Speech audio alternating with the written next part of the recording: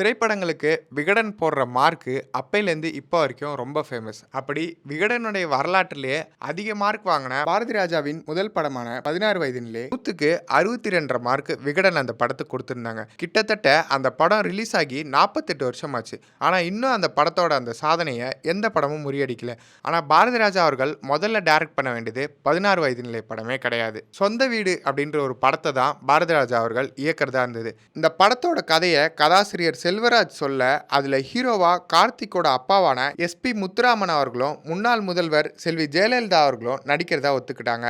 அப்புறமா ஷூட்டிங் போகிற நேரத்தில் திடீர்னு ஜெயலலிதா அவர்களுக்கு புது டைரக்டராக இருக்காரு, இவரால் இந்த மாதிரியான ஹெவி சப்ஜெக்டை ஹேண்டில் பண்ண முடியுமா அப்படின்ற ஒரு சந்தேகம் வந்து அதை அவங்க தயாரிப்பாளர்கிட்டையும் பகிர்ந்துக்கிட்டு இந்த படத்துலேருந்து விலகிட்டாங்க. ஆனால் இந்த படத்தை பல வருஷம் கழித்து பாரதி ராஜா எடுத்து ஒரு மிகப்பெரிய புரட்சியை ஏற்படுத்தினார். அந்த படம் தான் ரேவதி அவர்களின் நடிப்பில் வெளிவந்த புதுமை பெண்.